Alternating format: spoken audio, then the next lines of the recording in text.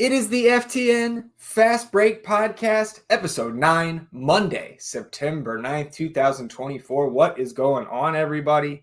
Welcome in. Zach Graham, a.k.a. Kawaisenberg, DFS, joined, as always, by my co-host, Mike Randall, at Randall Rant. Mike, today we are jumping into an Underdog NBA best ball draft, and we just jumped in. We were the last two that this draft needed, so you are second here. This draft is starting in about 30 seconds, so kind of a shotgun start for us. But coming off week 1 NFL, of course, meaning we are a week closer to NBA basketball. How you feeling, man? Zach, I never get an early pick in NBA underdog best ball drafts. Never.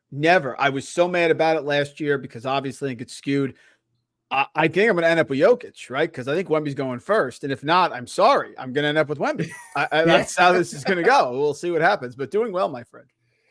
Yeah, man, I'm excited to get into this. We've got the 101 is on the clock now. So it looks like Mike at the 2 slot. And I'm in the 12 once again. So we'll get, for those of you watching on the YouTube, the FTN Fantasy YouTube channel, we'll get a couple zooms here, bring this draft board into focus. And yeah, Jokic does go 1 here. But as you mentioned, that ADP has flipped on its head. Wemby now the first pick overall in terms of ADP. And of course, if you're watching this on the FTN Fantasy YouTube channel, you can see that my list of players goes by my ranks here, my top 200, free at ftnfantasy.com. But you get Wemby at 2. How you feeling about that?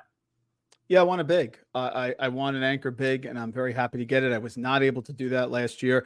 I did decently because I was into Chet Holmgren, and that paid off very nicely. But being able to get Wemby just feels great. I got to wait for the second pick, and I'm curious to see what you're going to do here, of course. But it feels good because typically I'm just not in this area, and I'm scrambling to try to get 2 bigs to try to make up for the fact that I don't have a big man inside. So it's great. Yeah, and the 12, man, is – there's a certain type of build. I've had this is going to be like my 4th or 5th drafting from the 12 spot. And my strategy here is we've talked about on those best ball streams. Again, every Friday, you can catch those live on the FTN Fantasy YouTube and Twitter pages. We've talked about the hero big build, and obviously that's what you've started out here with Wemby at 2. But if I'm not getting one of those top 3 bigs here, and again, Joel Embiid has now slipped to 7 in terms of ADP. You see that little grouping there. Embiid goes 7th in this draft, then Anthony Davis, then Domantas Sabonis. If you're not grabbing one of those top tier bigs, it's really trying to load up on wings for me in these drafts. And there's a little grouping of them here at the turn. That I'm usually pretty satisfied with. But after those 3 bigs, Scotty Barnes going off the board. So I'm on deck here for 2 picks. And there's a group of 3 wings here with Paolo Banchero, Kevin Durant, and LeBron James all still on the board. So I can grab 2 of those guys if I want to. From the guards, there's, of course, Anthony Edwards, Tyrese Halliburton, John Morant, Trae Young, all in consideration here by the field. So 11 is Trae Young. So I'm going to get Paolo Banchero here with my first pick. Mike, I have Paolo ranked 8th. I think he's going to make another leap this year. And so I'm pretty satisfied with that. And then I get my choice of Kevin Durant or LeBron James. Which aging superstar do I want to put on this roster? I've actually got a decent amount of KD so far. So I'm going to differentiate where I have some Paolo and Kevin Durant lineups already, or teams rather, out of the 12 spot. I'm going to deviate a little bit from my rankings here and take LeBron. Again, that's something you need to do if you are maxing a contest like this with 150 teams, because, I want to differentiate. I want to get as many teams as I can into that final round. And then, of course, have as many bites at the proverbial apple as possible, getting up to that top prize at the end of the season. Zach, Trae Young ahead of Paolo Banchero is lunacy. I agree with you. I think Banchero takes the next step. I think this is the ascension year for him. It's a great pick, an automatic pick. Trae Young over him. That's insanity. Ridiculous. Well, but I digress. In that 11th spot, right? Trae Young and Anthony Edwards. So a double guard start there. I want to keep an eye on that 11th spot and see what they do with wings, because one thing that we've been talking about in the chat during the live streams on Fridays is you don't always, of course, have to double up on your wings in the first 2 rounds, but getting 2 in your first 4 rounds is something that we've been trying to practice on those live streams. Yeah, there's some names here, Zach, that I'm going to struggle to bypass. I'm going to struggle to buy. There goes John Morant. That makes it easier. I'm going to struggle to bypass De'Aaron Fox. This is going to be interesting. I don't think Durant will make it to me. So we're stuck with Julius Randle. Get out of here with wing number 9 with Julius Randle. But I know, you're right. It's tough. Right. Because it dries up very quickly. Kawhi is going to be out the first game, of course. It's just tough. This is gonna be tricky. It could be Lowry Markkanen. I don't feel great about it. Right. I need a wing. I mean, you go from Kevin Durant and Kawhi Leonard to Kyle Kuzma fairly quickly here. Zach. Yeah, that's it's uncomfortable. Yeah, and all those guys, like those wings kind of in the like 35 to 45 range. You mentioned a couple names there. DeMar DeRozan's also in that group, right? Brandon Miller, who I know you're kind of high on in that bunch. I'm with you. Actually, in one of my slow drafts, when I woke up on Monday this morning, I'm on the clock, and I was deciding between Brandon Miller and Jimmy Butler, and I went with Brandon Miller. I have some shares of Jimmy already, but out of those 2 guys, like which one has the most ceiling, right, to really take that leap this year? I think Brandon Miller's the answer. Oh, this is going to be tough. I was hoping with Brunson, but that didn't happen. Oh my gosh. So Mike back up on the clock now. We just saw Siakam go at 19, then Brunson at 20, Julius Randle at 21, and Chet Holmgren at 22. I'm taking a chance here. All right.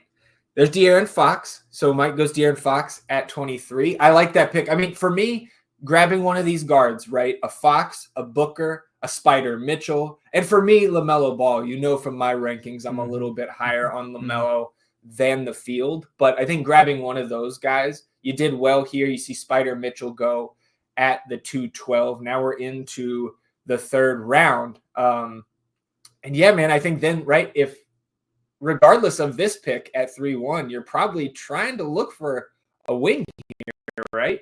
I have one in mind. Yes. Thank you. I'll take Markkanen. There you go. So, I like him better than DeRozan. I like him better than Jalen Johnson. I like him. That's fine. It's absolutely.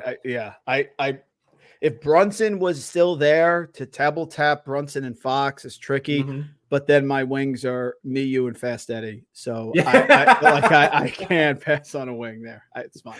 Yeah, and because again, Kawhi goes at the 3-1. Mike takes Lauri Markkanen, Devin Booker then at 27th overall, and we're pushing on through this 3rd round. But I think that right there, your experience in these first 3 rounds was the perfect encapsulation of how tough it is to try to load up on some of these wings. We've seen some guys who are maybe on the wing big or wing guard fringe, and Underdog just continues to push guys, it feels like, out of the wing category. After Booker, Şengün, Zion Williamson, both of those guys, of course, classified as bigs. And then Twisted Fantasy, who's an account who's been in many drafts with us on the Friday live streams. Jason Tatum, Pascal Siakam start.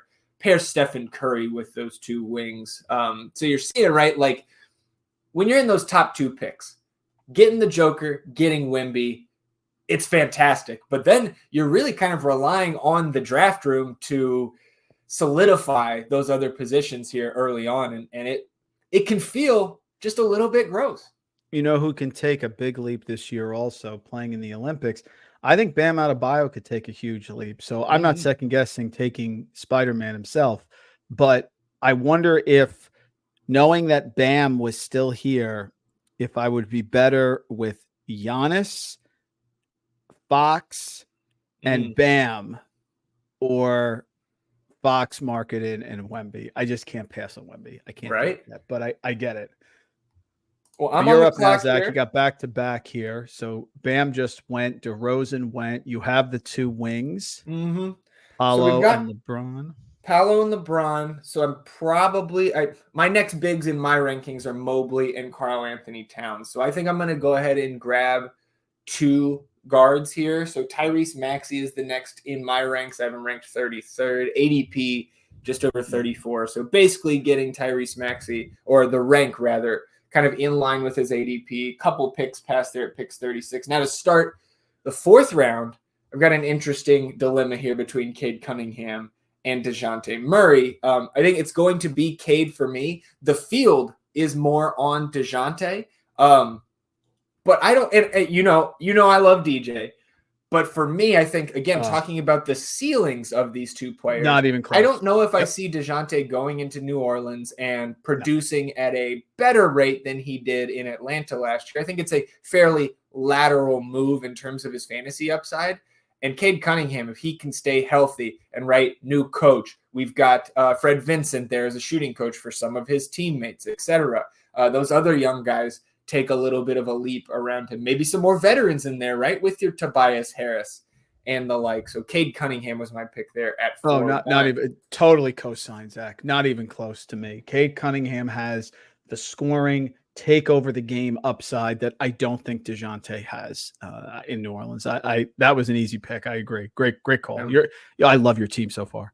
And you can see, I said I wanted to keep my eye on that 11 spot, who went Trey and Ant Edwards with their first 2 picks, DeMar DeRozan, Jalen Johnson. So 2 guards, 2 wings to start there. So coming back here around in the 4th round, after Jalen Johnson, Paul George, Franz Wagner, then Kyrie Irving. So here at 42, DeJounte Murray still on the clock. And again, you see that group of wings that we were discussing a few minutes ago just flying off the board here at the 3-4 turn and making your life a little bit tougher, maybe giving you a headache here coming back around. There goes DeJounte at 42. Because we've got this team in the 5 hole, no wings yet. The team in the 3 hole, no wings yet. So we'll see what happens. Mike coming up here in a couple picks. Yeah. Oh my God. I have some issue with Karl Anthony Towns.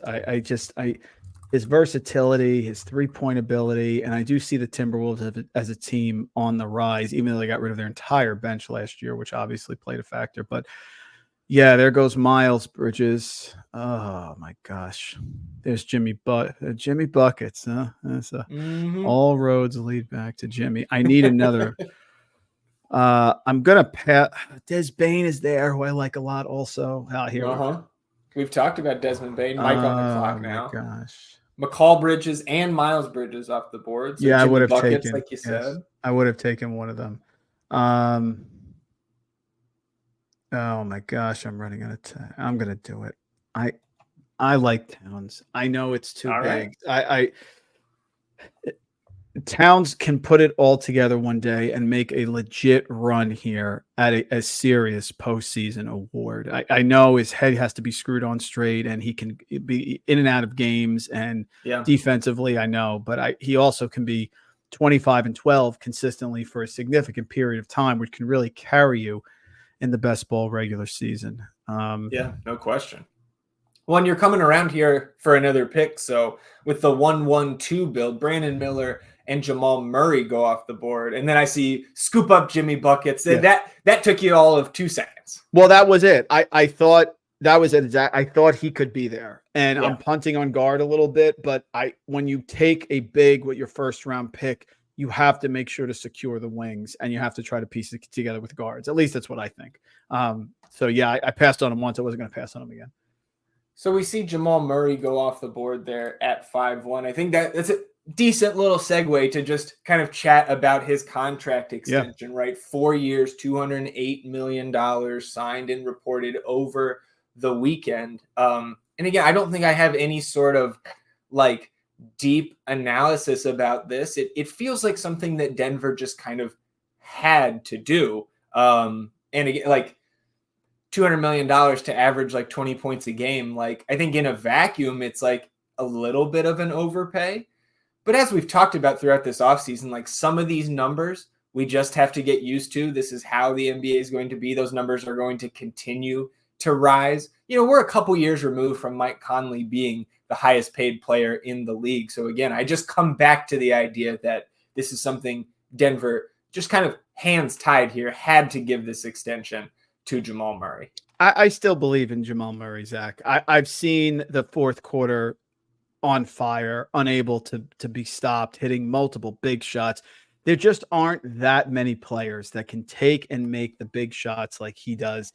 I'm still in the Jamal Murray corner, although he disappointed and certainly struggled in the Olympics as well. But I get it. They had to do it, and I expect a bounce back from him. Yeah.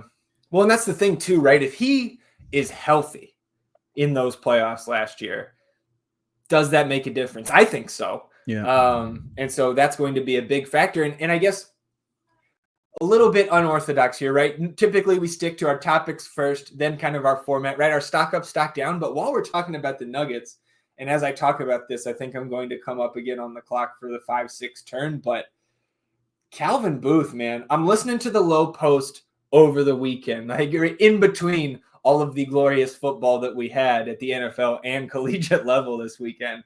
And Zach Lowe says there are rumblings that the coaching staff and front office in Denver, or at least the head coach and the front office, aren't exactly seeing eye to eye to a degree even unusual for the NBA. So as I come up on the clock here with Maxey, Cade Cunningham, Paolo, and LeBron on the roster, what do you make of that? Because for me, again, this is a stock down for a team that is very much still in their championship window. Of course, won it all 2 years ago. This is not what you want to see. I'm old enough to remember 3-1 OKC over Golden State. And what I mean, Zach, is the window is there, but it closes very quickly. They got their title. They completely trashed the bench. I'm sure there's some animosity there just based off feel. I don't think Michael Malone is the easiest guy to work with sometimes. He can be a little stubborn, but he's also a great coach. Des Bain, great pick, by the way. Thank you. I knew that was coming. Yeah, a little bit stock down. And again, Westbrook there, hopefully can do some things, but right. It's rough because when these wedges start, they don't normally repair themselves. That's all. Yeah. And like, again, I'm not surprised by this at all, because letting a guy like Kentavious Caldwell-Pope walk, letting a guy like Bruce Brown walk, these are integral pieces to that championship run from 2 years ago. And replacing them with, again, these are Calvin Booth's guys, right? The kind of youth movement there with a Christian Brown, a Julian Strother, right? Colin Gillespie didn't work out now. He's with the Suns organization. And then they also, of course, have had some bad luck this offseason with Deron Holmes tearing his Achilles in the summer league. But again, it's just bad vibes. So that was my kind of stock down on the fly here this week while we do the best ball draft. I'm hear you in my head with Chris Middleton.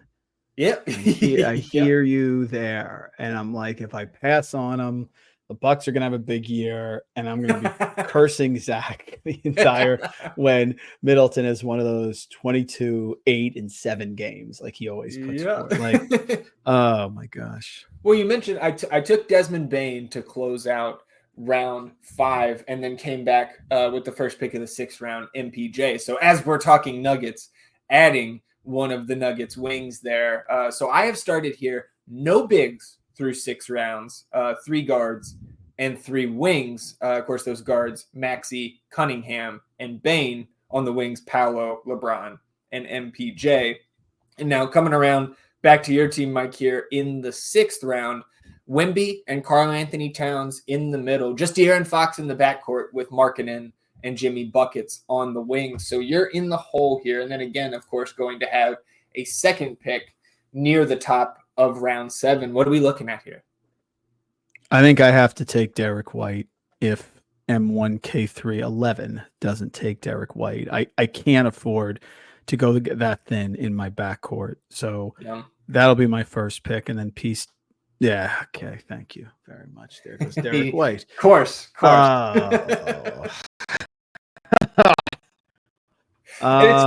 It's one thing when that happens, when we're live streaming and we've got people listening in to who we want to pick, and they, maybe just snipe us just to be a little petty.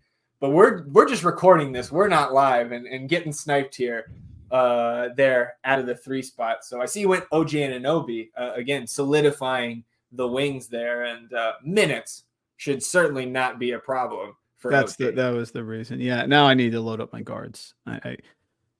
This is. So a couple of the top guards by ADP, right? RJ Barrett, Devin Vassell, Darius Garland, Zach LaVine. From my ranks here, Mike, my pick would be Darius Garland, but then you're tugging at my heartstrings with Devin Vassell. I see you go Garland, so I was taking him. I was my pick, and I wanted you to finish your sentence. And if you said Garland, I was clicking it. Yes, good. Nice. I love it. I like it. So we are heading into the middle of the 7th round here. Again, these Underdog best ball drafts, 16 rounds. So again, if you want to practice your drafting along with us, 1 p.m. Eastern every Friday between now and the beginning of the season, FTN Fantasy YouTube and Twitter pages, we get at least one draft. Mike, I don't know if you saw, we were live for 3 hours on Friday because there was an hour gap where we could not fill a draft to save our lives. So that was it was a marathon of a stream, but it was a lot of fun. That's so funny. I did not get a chance to watch the stream. I know you're up there, I retweeted it, and then I just got caught up doing all the stuff for the NFL prep, and we had the game on Friday. That is 3 hours. You are the man. we bloviated for about an hour in between drafts, just waiting, talking hoops. We were breaking down a couple, again, the FTN fantasy community. When we can sit here and talk hoops at the beginning of September, of course, we're going to do it on a Friday afternoon. We pulled up a couple depth charts, talking about rotations and things like that. Wow, awesome. Getting into the nitty gritty. We were talking today in the ops call about all the great stuff we have planned for NBA, all the charting, and we said, let's just get settled here for a couple weeks. And then we really have to start, pumping out and showing everyone the great stuff that we have planned for the NBA season, which of course, Zach is the Geppetto of our NBA content. Yeah. And I can feel that too, where like I'm sitting over here chomping at the bit to get started, to get basketball on everybody's minds. And I know the majority of FTN, right, so focused on football, as we should be. And everybody like, just give me a break for a week or two, then we'll talk basketball. I'm sitting over here just ready. It's crazy. We had 2 DFS subs hit 100K yesterday. Yeah. So things are going very well. And it's just, you got to get through the first week, and then it gets on autopilot. You know what I mean? You go through each week. And so we're in the throes of it right now, but it's going very well. You are coming up here, my friend. 3 guards, 3 wings. The question is, will you take a big? That or are you going to punt it for another round around 9 and 10?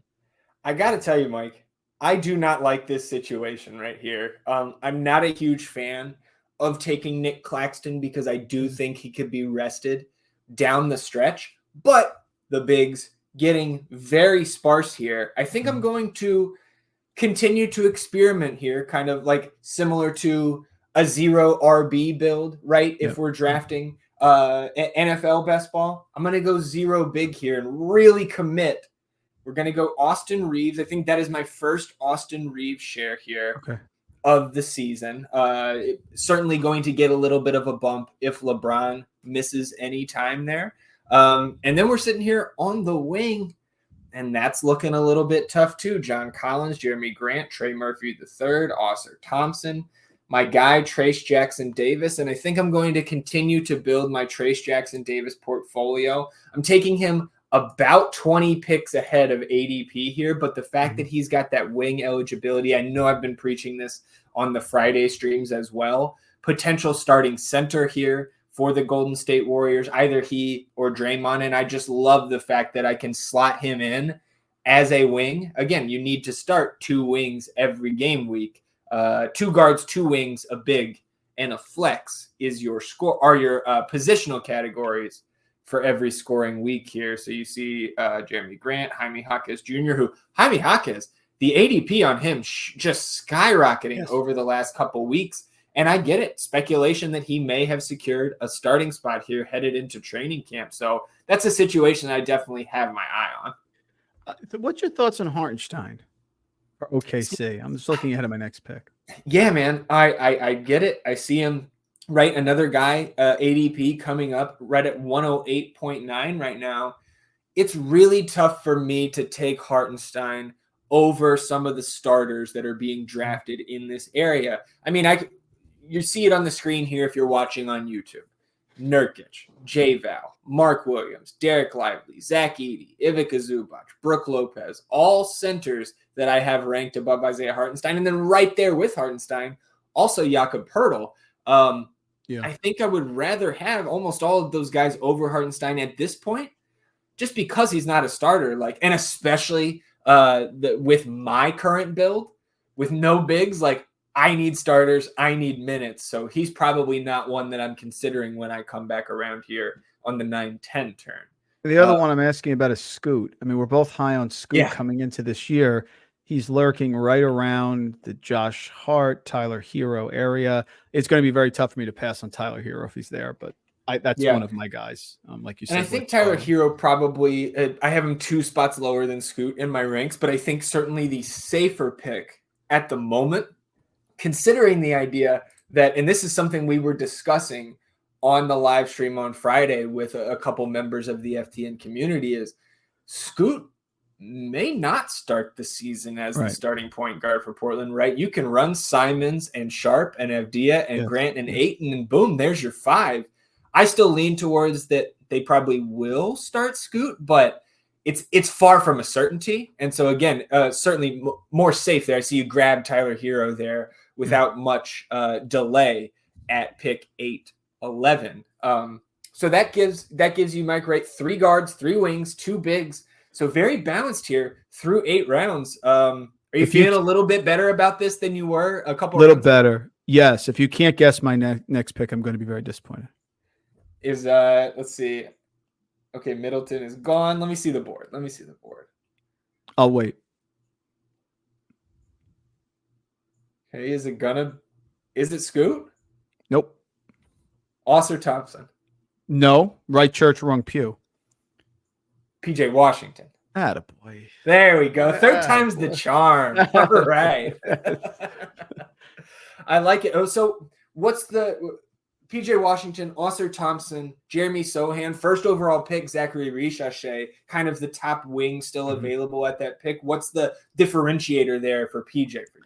The differentiator for me is I do think Washington is ascending. I've always been a fan of his. I don't think he's just a stationary shooter from the corner. I think his defensive prowess is going to get him more involved in the team. And I'm looking for players now. I'm trying to build, specifically my wings, high floor players, because I don't have the elite. I mean, Marketing, I guess, to a certain extent. Butler can when he's playing. So with OG, who's a stats sheet stuffer, PJ Washington, I want high floor players to short of, my dips and my weeks that I can make it through. That's the rationale there. So Modest Buzelis is the next guy I want to talk about. He just was selected at pick 101 overall. That's right around where his ADP is hovering, about 20 spots higher than I have him ranked, Mike. What are your thoughts on Buzelis? Because I'm down on him at this ADP. We had a lengthy discussion about this on Friday's live stream. Our buddy UNC, who again is more than 100 drafts in already, he's all over Buzelis at this ADP. I'm just a little hesitant because while I am a believer in Modest, right? Like thinking back to our draft coverage in the summer, like I thought Dalton Connect at 17 maybe covered up some of the potential value that I saw or that anybody could see in Buzelis dropping all the way to Chicago. But talk about guys who I don't think are going to start. I think the Buzelis role on this team could be pretty small through the first half of the season. So he's somebody I'm staying away from. How do you feel about Buzelis? No, he's banking on, the bank is on an upside. Is that we saw that window of what he can do, and maybe he can find a niche and get some regular minutes. It's a dart throw that hopefully could pay off later in the season. But yeah, that's a couple injuries, comes in, starts giving you a couple threes a game, rebounds, variety of things, and just creating on the floor. That's what that is. You have 2 picks. If he starts to slip a little bit in terms of his ADP, then I'm going to be picking up some Buzelis shares. But where he's at right now, right, 9th, 10th round, it's just a little rich for my blood. So I'm up on the clock here. I did get Derek Lively here sure. with my first pick on the turn, and it's going to be Ivica Zubac as my second. So picking up two bigs here. Other guys in consideration right there, especially by ADP, right? Zach Edey would be the pick right here in terms of ADP. Mark Williams ranked the highest of these remaining bigs for me, but because of that, again, Mark Williams ranked 104 for me, ADP of 118. You can probably tell I've got some Mark Williams in the portfolio already. So again, differentiating a little bit here out of the 12 spot, Derek Lively, Ivica Zubac, my first two bigs in rounds 9 and 10. And now we're headed back your direction. I only had him last year because you were talking about him so much. That's what happened. Yeah, the Mark Williams. Mark Williams. Yeah. Yep. Oh, God. He let me down. He was my highest drafted player last year. And I think probably a big reason why it was the first year in the last 4 that I had no teams advance to the finals, unfortunately. Oh, my gosh. Well, I did see one of our subscribers, I believe it was Mo, who said he got to the finals and finished, I believe, top 20 in the tournament based off my ranks. So that was a nice little consolation for me in what was a down year. 100%. You can't be great every year, my friend. Even Belichick lost once in a while. Well, what was I think a consolation for me as well was the fact that because of the way the payout structure was last year, I advanced enough teams to the playoff rounds to profit on the tournament, but then all my teams flamed out there in like the second and third rounds of the knockout. And again, reminder to those of you who are entering the double dribble this year, different structure. We've got just the regular season. It's 17 weeks and then a 6-week postseason. So no more multiple rounds of playoffs, just one playoff round and scoring every single week. So something to factor in. Something that I will dive deeper into in my first edition of the Best Ball Diary, which should be out later this week at ftnfantasy.com. Zach, I know Josh Hart is not projected to start, but I do feel he slipped a little bit here. Where do you have him? He's not going to make it to me, but where do you have him in your ranks? Yeah, I think right around this. So there he goes right there. Yeah. There's a timely mention from you there. I believe in my ranks, he's right around, late 1 teens here, kind of where he went in this draft. And I think it's encouraging to see him go in the middle of the 10th because, again, 3 weeks ago when you and I first started talking about ADPs that we liked or guys that we thought were overvalued, Josh Hart was one of the guys we brought up first as being overdrafted. I think his ADP 3 weeks ago was in the 80s. So now to see him going pick 114 overall, I think that's an encouraging sign for potentially getting some Josh Hart later on during draft season as some of these ADPs start to normalize a little bit. I would have loved to grab him here in the 10th round if I was guard needy. Clay or Jaden Ivey. Oh, well, that solves it. You're going to make it easy for you here. Another guy that I have, probably one of my highest, maybe top 3 drafted players is Chris Paul. I've got him ranked 112. He's 136 ADP. So somebody you can certainly, both of us, if we were trying to grab some CP3 here, we could probably wait on that another round or so. I'm taking him now. All right, you take him from me. All right. He was the other guy. And then I just looked down the ADP list. And if you can't guess my next player, I will be very disappointed. Is it going to be Tari Eason? No, it's not. It's a little bit down on the list. Okay, I'll sort by ADP here. Let's see. I mean, this is the quintessential my guy. Okay, it's gonna be Russ. No, I thought I was gonna do Russ. I took Jalen Suggs. Oh, there you go. Yeah, okay. That was it. I was gonna take Russ and Jalen Suggs, but then I saw Chris Paul and I said I think I need that because outside of De'Aaron Fox, I'm a little weak with guards. Yeah. I just needed one more click on the scroll on my mouse here. Would have shown Suggs. Yeah. So checking in on the team so far. Again, Mike's drafting here out of the 2 spot. Still got Wemby and Karl-Anthony Towns in the middle. Guards, De'Aaron Fox, Darius Garland, Tyler Hero, Chris Paul, Jalen Suggs. Backcourt really coming together. Lauri Markkanen, Jimmy Butler, OG Anunoby, and PJ Washington on the wings. So again, now we start to get into these later rounds, right? Like round 11, 12 is where you really start to take some shots on guys, right? This is where I feel a lot better if I'm going to deviate from ranks, deviate from ADP, and really go and try to get my guys, right? If you disagree with something in the ranks, go ahead in these later rounds. Grab your guys. Like, right, I'd rather somebody take a chance on somebody I'm trying to think of players, right? Like, we've talked at length about the Brooklyn guys, right? The Jazz guys, the Blazers guys, these like fifth, sixth, seventh guys in the rotation who could be in much bigger roles later on in the season, or maybe just some younger guys on some middling teams. Like right around here is where I would love to draft a Modest Buzelis. 11th round, yes, 12th exactly, round, 100%. 9th round, too much for me. You take a shot on Dalton Connect in a couple rounds also. I mean, exactly later on, and he's one again, right? 15th, 16th round that there is a ceiling there for a bigger, right?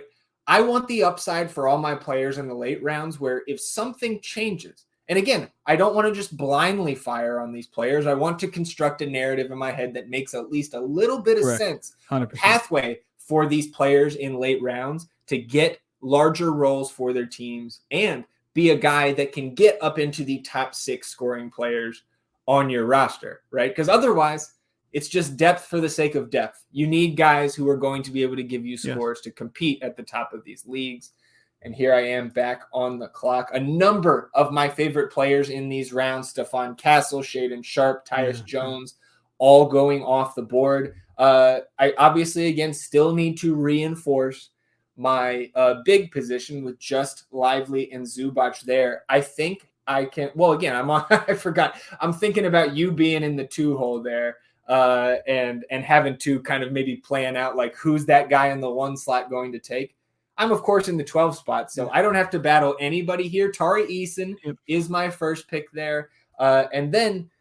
In terms of bigs, Brooke Lopez, Alex Sarr, Bobby Portis, Daniel Gafford. Gafford out of there for me. I've already got Lively. I'm not going to pair those two guys together.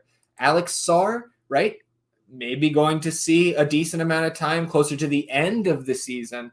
But for me here, it's Brooke Lopez. And this is another one of the guys that just drastic differences between where I have him ranked 119 and where his ADP is at almost 142. I know Brooke Lopez took a bit of a step down last year and was overall kind of a disaster season for the Bucks. Again, this is a team that is pretty much championship or bust, despite what Giannis may want to tell you at the end of a year.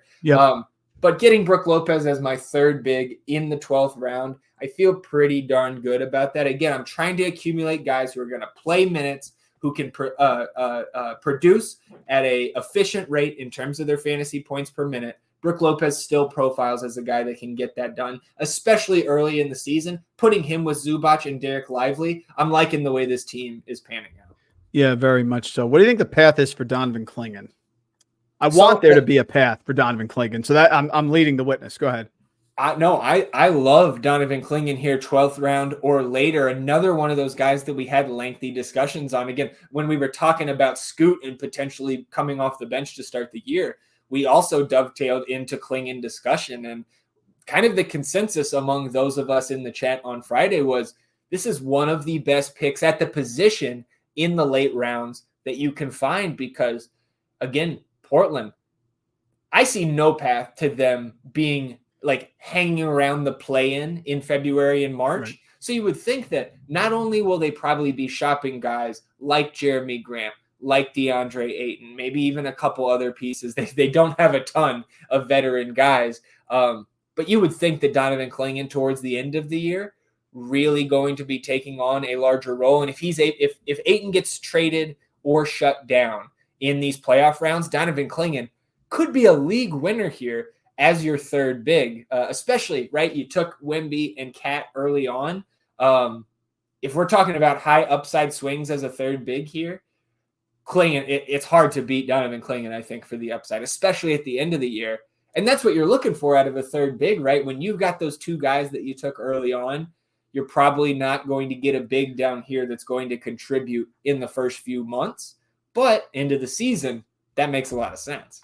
Yeah, he should get playing time. And if he produces anywhere near what he did in the summer league, be very impressed, and he'll be a critical part of this roster and will get in that lineup, especially at the end of the year when you need it. That's the key balance. I like him. But do you just grab Sarr if he falls, right? Like Alex Sarr available here at pick 143, ADP of 133. I've got him ranked 125 because he may not start the year for the Wizards, similar to Klingon, but I think just like, to me, a clearer path to playing time for Alex Sarr because he can play at the 4 and the 5. And I see you grab Klingon here, but what are your thoughts on that with Alex Sarr? Because, I mean, this guy's ADP has fallen about 30 spots over the last month, so everybody passing on Alex Sarr. Oh, he's still there. I know. That would be my fourth big. Which doesn't feel necessary with Wemby and Cat, right? Like, because you only need one big per week. I like the Koulibaly. You stay with the Wizards. You kind of get some of that tank action.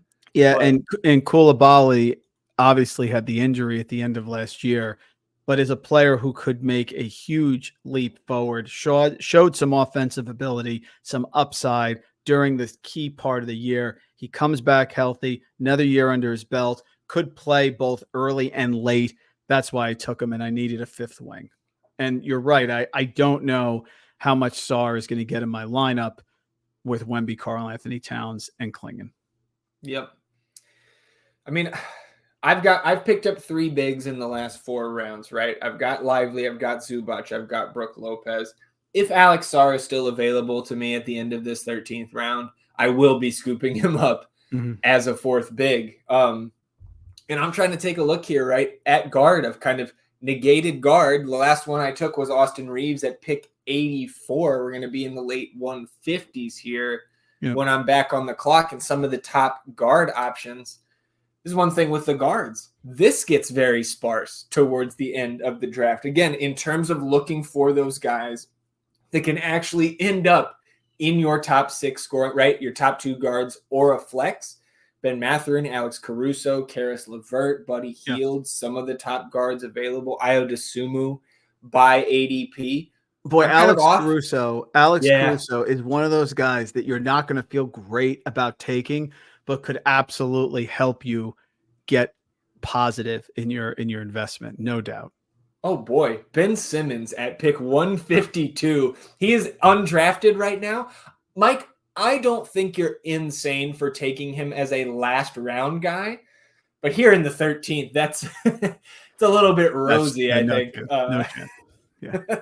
Alex Sarr does go off the board at 153, then Onyeka Okongwu. So I am now on the clock after Bobby Portis goes. So I want to grab at least one guard here. And I think what I'm going to do, I'm going to go ahead and take Ben Mathurin, because you talk about a guy, if he can stay healthy, right, dealt with the shoulder injury.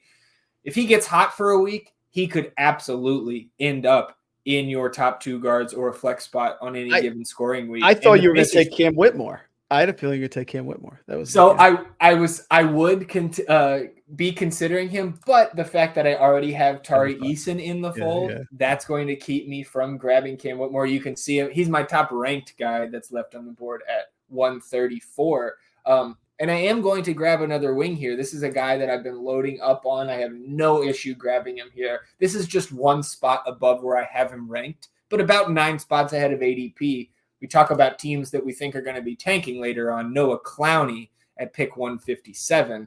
That is my 6th guard. So sitting here with 2 rounds to go. We're into the 14th round now. My guards, Tyrese Maxey, Cade Cunningham, Desmond Bane, Austin Reeves, Ben Mathurin, wings of Paolo, LeBron, MPJ, Trace Jackson Davis, Tari Eason, Noah Clowney, and my bigs, Derek Lively, Ivica Zubac, and Brook Lopez. Definitely going to consider a 4th big. That's what my question was. 16 turn. Yeah, that was my question, is would you feel comfortable going with 3, or do you think you need a 4th? Yep. Yeah. And the pick there, I think some people might argue that you see Draymond Green go right after my Clowney pick. That's a pretty strong pick at that point. I think, right, if you're looking for a 4th big, you know Draymond's going to be out there, at least for the first few months of the season. He's going to fill up the box score on certain nights. If he gets hot, he can certainly be in your top 6 scorers. But I do have Trace Jackson Davis in my wing, so I did not want to pair those two guys together. So again, just some things that you're thinking about roster construction wise, picking up teammates. There's some teammates I'm okay pairing, some I'm just trying to stay away from. And I guess that would lead me to this question.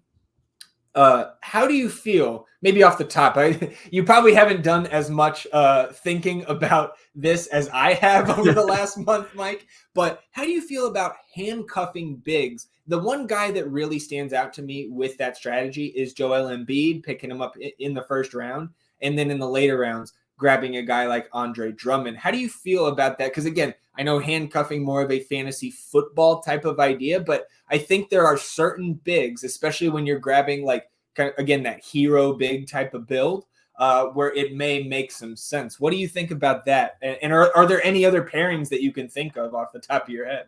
Last year, I handcuffed Gafford and Lively. It was a mistake. And the handcuffing strategy I use for all the sports. I'm going to handcuff an early investment because the majority of our points are going to come from the first few picks. That's true of any fantasy draft. Sure, you can find someone later in the draft, but that's where your core is coming from. If I'm investing early draft capital in a player and rostering them, I'm going to handcuff them.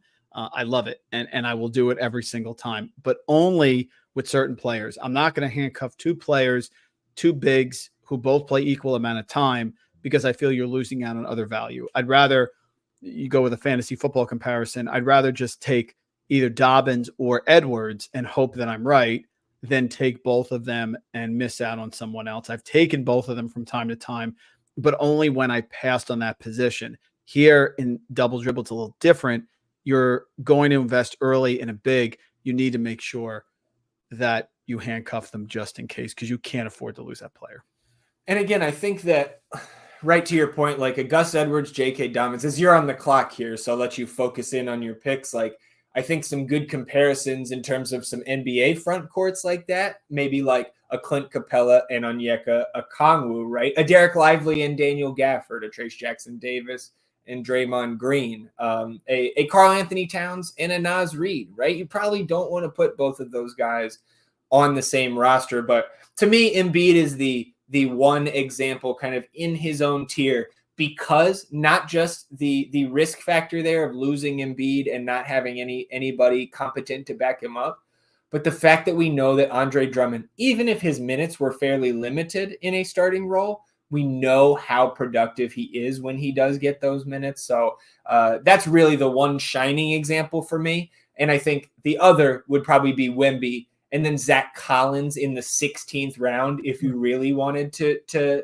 handcuff him there. But again, Embiid and Drummond to me is the one that really stands out.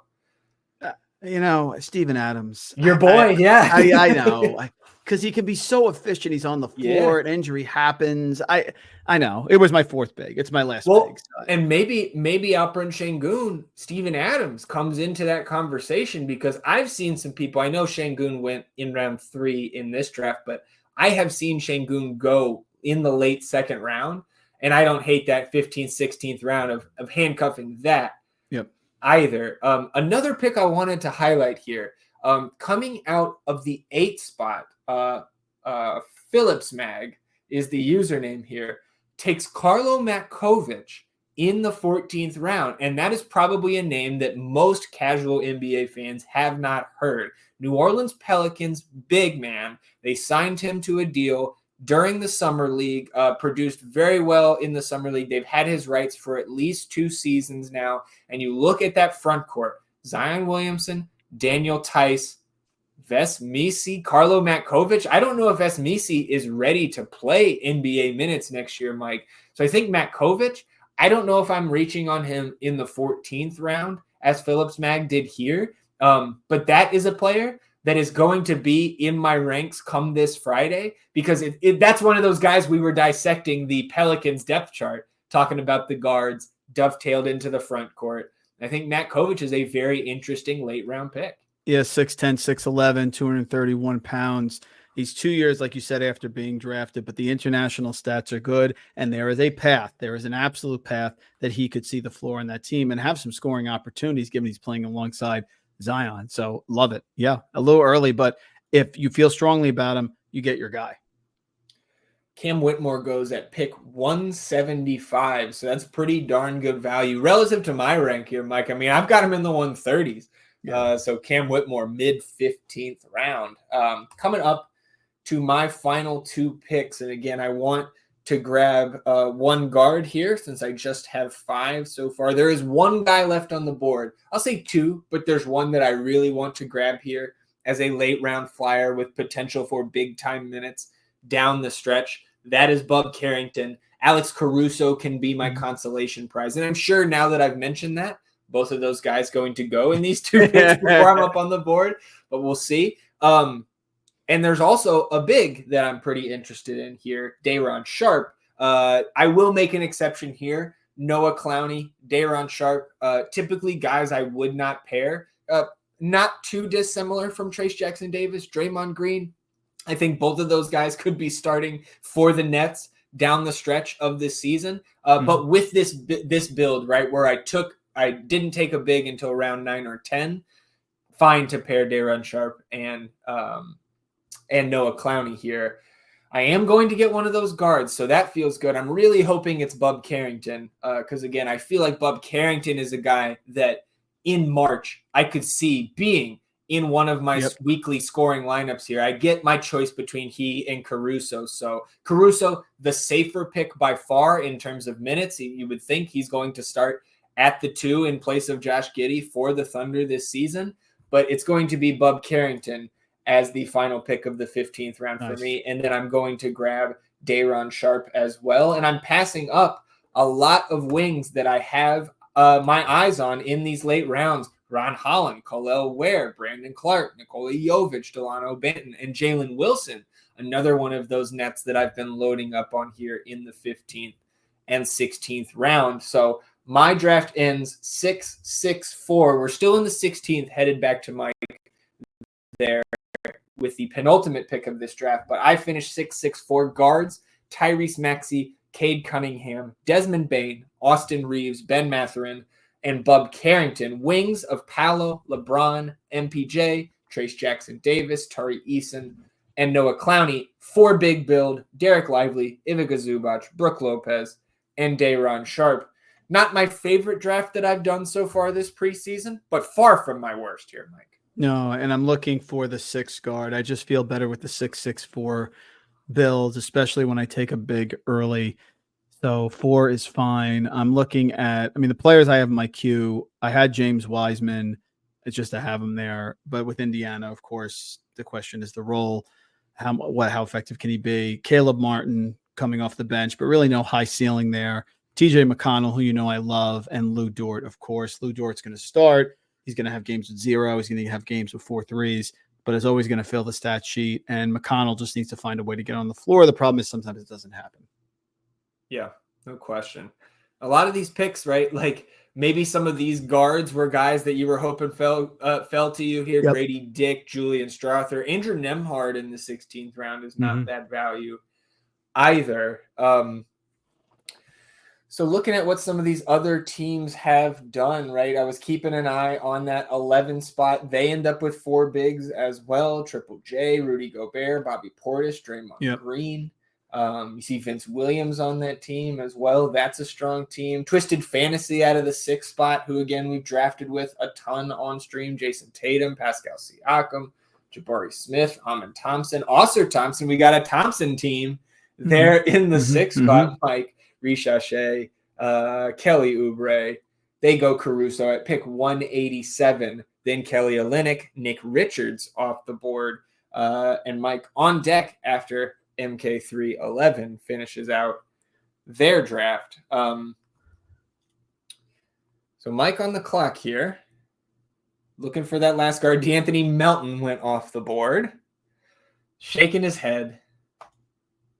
Lou Dort, another one I probably should have seen coming, right? Probably should have seen that coming. Very good. Excellent. So we'll take a look at Mike's team before we go ahead and get out of here. 6-6-4 build. So both of us with the 6-6-4s here on a Monday. De'Aaron Fox, Darius Garland, Tyler Hero, Chris Paul, Jalen Suggs, Lou Dort, At the guard on the wings, Lauri Markkanen, Jimmy Butler, OG Anunoby, PJ Washington, Bilal Coulibaly, and Obi Toppin. 4 bigs, Victor Wembanyama, Karl Anthony Towns, Donovan Clingan, and Steven Adams. How you feeling about that team now that that was shotgun start. We jump in to start the podcast. The draft goes right away. How you feeling about this one? Not bad, but if I had to do it all over again, I probably pass on Wemby. I can't believe I'm saying that. To grab Giannis, because I think I like the Giannis Fox Bam build a little better than, I don't know. Yeah, Wemby, Fox, and Markkanen. It all depends on Markkanen, how Markkanen does this year after getting the bag.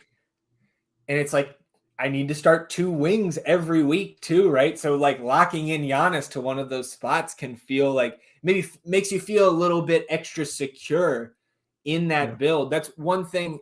Another one of the differences between my ranks, it's not a huge one, but between my ranks and the ADP right now is I have Giannis at 3, Luka at 4. Those are also flip-flopped in those spots. And that is something that my buddy Mike Weisberg, who was joining us on stream 2 weeks ago, he made that same argument about taking Giannis at 2. So I totally get that. And again, something that we'll play around with if you are, like myself, drafting 150 teams here this preseason. You've got some buffer room to mess around with different builds like these. So anything else for you here, Mike, before we shut it down? Our longest fast break episode to date with this draft here. And I think maybe jumping into some season-long mock drafts next week. Yeah, for sure. No, this was good. It got my feet wet, and I am excited to get that first pick because I want to have you don't want to have a share of Wemby, certainly when the season starts. So I'm happy with it, and I love your team. I love your team better than mine. Yeah, well, I think you did a good job tying that together, especially at the wing, right? Being able to get Jimmy in the 5th, OG, high floor, high ceiling type of guys. It was a good draft, man. We'll see how it plays out. Well, of course, on Underdog, right? If you haven't signed up yet, this is a good chance to remind anybody. If you haven't signed up at Underdog yet, right now, promo code FTN at sign up gets you a 100% deposit match bonus up to $1,000. Mike, I think in my tenure here at FTN, which is going on 4 or 5 years now, that is one of the best offers we have seen 100%. From any of these sites. And if you sign up with that promo code, not only do you get that deposit match bonus, you'll get a special discounted pick to use with their Pick'em product as well, which of course we cover here at FTN Fantasy. We have the Pick'em tool on the site. We have the Pick'em Games channel in the FTN Fantasy Discord. So if you haven't signed up yet at Underdog, promo code FTN, get in there right now and then join the Discord with us here at FTN Fantasy. Come talk Pick'em Games. That'll do it for us here on episode 9 of the FTN Fast Break podcast. We will be back next Monday. Again, probably looking into some season-long NBA content, maybe talking ESPN, maybe talking Sleeper. Hope to see you all back here then. And don't forget to join me on the FTN Fantasy YouTube and Twitter pages Friday, 1 p.m. Eastern, doing some more live Underdog best ball drafts. It's a blast. It's the best way to start your weekend. And again, starting to mix in some of that basketball talk into your brain, right? Into your sports brain, mix it around in there. College football, MLB playoffs coming up, NHL preseason, and of course, NFL. It's a great time to be here at FTN Fantasy. Zach, I'm going to go finish my work and put the stream on for 3 hours. I should have watched it before we came on here.